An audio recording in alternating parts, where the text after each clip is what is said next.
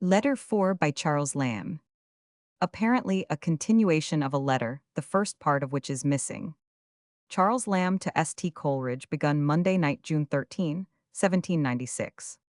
Unfurnished at present with any sheet-filling subject, I shall continue my letter gradually and journal-wise. My second thoughts entirely coincide with your comments on Joan of Arc, and I can only wonder at my childish judgment which overlooked the first book and could prefer the ninth.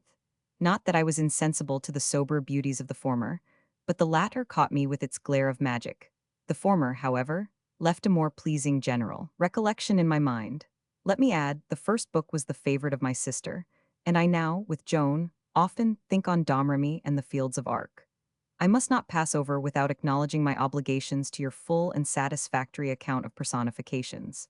I have read it again and again, and it will be a guide to my future taste. Perhaps I had estimated Southey's merits too much by number, weight, and measure. I now agree completely and entirely in your opinion of the genius of Southey. Your own image of melancholy is illustrative of what you teach, and in itself masterly. I conjecture it is disbranched from one of your embryo hymns. When they are mature of birth, were I you, I should print them in one separate volume, with religious musings, and your part of the Joan of Arc. Birds of the same soaring wing should hold on their flight in company. Once for all, and by renewing the subject you will only renew in me the condemnation of Tantalus. I hope to be able to pay you a visit, if you are then at Bristol, some time in the latter end of August or beginning of September for a week or fortnight. Before that time, office business puts an absolute veto on my coming. And if a sigh that speaks regret of happier times appear, a glimpse of joy that we have met shall shine and dry the tear. Of the blank verses I spoke of, the following lines are the only tolerably complete ones I have writ out of not more than 150.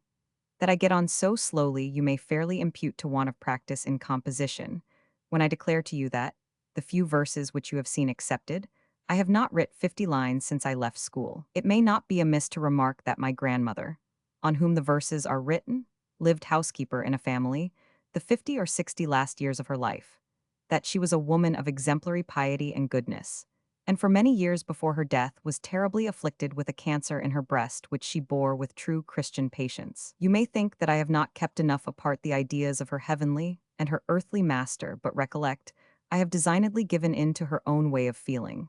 And if she had a failing, 'twas that she respected her master's family too much, not reverenced her maker too little. The lines begin imperfectly, as I may probably connect 'em if I finish at all.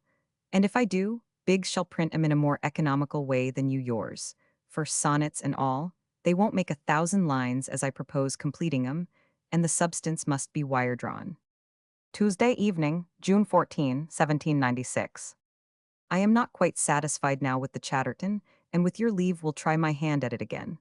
A master joiner, you know, may leave a cabinet to be finished when his own hands are full. To your list of illustrative personifications, into which a fine imagination enters, I will take leave to add the following from Beaumont and Fletcher's Wife for a Month.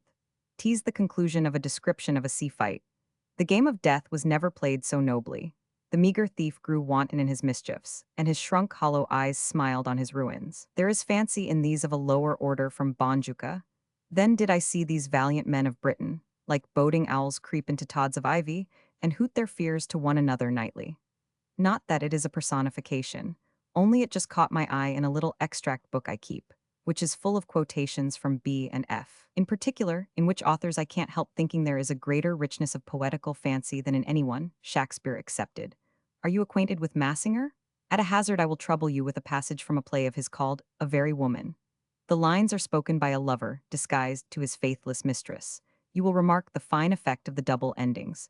You will by your ear distinguish the lines, for I write 'em as prose. Not far from where my father lives, a lady, a neighbor by, blessed with as great a beauty as nature durst bestow without undoing, dwelt and most happily, as I thought then, and blessed the house 1,000 times she dwelt in. This beauty in the blossom of my youth, when my first fire knew no adulterate incense, nor I no way to flatter but my fondness. In all the bravery my friends could show me, in all the faith my innocence could give me, in the best language my true tongue could tell me, and all the broken sighs my sick heart lend me, I sued and served. Long did I serve this lady, long was my travail, long my trade to win her, with all the duty of my soul I served her. Then she must love. She did, but never me, she could not love me. She would not love, she hated, more she scorned me, And in so poor and base a way abused me for all my services, for all my bounties, so bold neglects flung on me. What out of love and worthy love I gave her, shame to her most unworthy mind, to fools, to girls, to fiddlers and her boys she flung, all in disdain of me. One more passage strikes my eye from B and F. Palamon and Arcite. One of 'em complains in prison. This is all our world. We shall know nothing here but one another, hear nothing but the clock that tells our woes. The vine shall grow, but we shall never see it. And see is not the last circumstance exquisite? I mean not to lay myself open by saying they exceed Milton, and perhaps Collins in sublimity. But don't you conceive all poets after Shakespeare yield to him in variety of genius? Massinger treads close on their heels, but you are most probably as well acquainted with his writings as your humble servant. My quotations, in that case, will only serve to expose my barrenness of matter. Southey in simplicity and tenderness is excelled decidedly only, I think, by Beaumont and F. In his Their Maid's Tragedy and some parts of Philaster in particular and elsewhere occasionally, and perhaps by Cowper in his Crazy Kate, and in parts of his translation, such as the speeches of Hecuba and Andromache. I long to know your opinion of that translation. The Odyssey especially is surely very Homeric. What nobler than the appearance of Phoebus at the beginning of the Iliad, the lines ending with dread sounding, bounding on the silver bow? I beg you will give me your opinion of the translation. It afforded me high pleasure. As curious a specimen of translation as ever fell into my hands is a young man's in our office, of a French novel. What in the original was literally amiable delusions of the fancy, he proposed to render the fair frauds of the imagination. I had much trouble in licking the book into any meaning at all. Yet did the knave clear 50 or 60 pounds by subscription and selling the copyright. The book itself not a week's work. Today's portion of my journalizing epistle has been very dull and poverty-stricken. I will here end. Tuesday night. I have been drinking egg hot and smoking Orinoco, associated circumstances, which ever forcibly recall to my mind our evenings and nights at the Salutation. My eyes and brain are heavy and asleep, but my heart is awake. And if words came as ready as ideas and ideas as feelings, I could say 10 kind things. Coleridge, you know not my supreme happiness at having one on earth, though counties separate us, whom I can call a friend. Remember you those tender lines of Logan. Our broken friendships we deplore, and loves of youth that are no more. No after friendship's air can raise endearments of our early days, and ne'er the heart such fondness prove, as when we first began to love.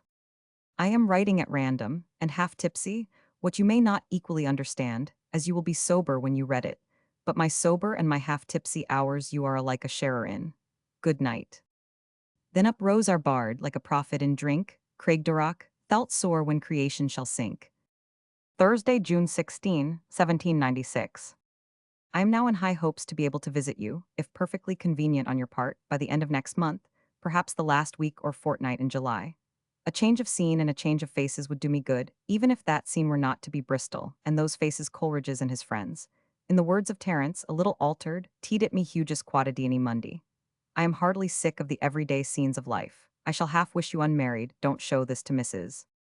C, for one evening only, to have the pleasure of smoking with you, and drinking egg hot in some little smoky room in a pot house. For I know not yet how I shall like you in a decent room, and looking quite happy. My best love and respects to Sarah notwithstanding. Yours sincerely, Charles Lamb. Coleridge's image of melancholy will be found in the lines, Melancholy, a fragment. It was published in Sibylline Leaves, 1817, and in a note Coleridge said that the verses were printed in the Morning Chronicle in 1794. They were really printed in the Morning Post, December 12, 1797. Coleridge had probably sent them to Lamb in MS. The hymns came to nothing. The following lines. Lamb's poem, The Grandame, was presumably included in this letter. See Vol, Roman 4. Mary Field, Lamb's grandmother, died July 31, 1792, aged 79, and was buried in Woodford churchyard. She had been for many years housekeeper in the Plumer family at Blakesware. On William Plumer's moving to Gilston, a neighboring seat, in 1767, she had sole charge of the Blakesware mansion, where her grandchildren used to visit her. Compare Lamb's Elia Essays, Blakesmore in H, Shire, and Dream Children. N. Biggs was the printer of Coleridge's poems, 1797. Lamb had begun his amendment of Coleridge's Monody on the Death of Chatterton in his letter of June 10. Coleridge's illustrative personifications, here referred to, are in that poem.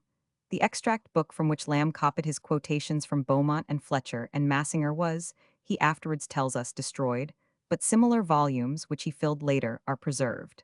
Many of his extracts he included in his dramatic specimens.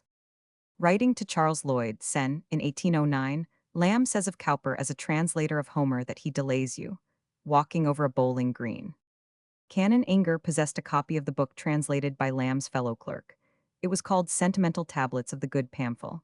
Translated from the French of M. Gorgy by P. S. Dupay of the East India House, 1795. Among the subscribers' names were Thomas By, 5 copies, Ball, Evans, Savory, 2 copies, and Lamb himself.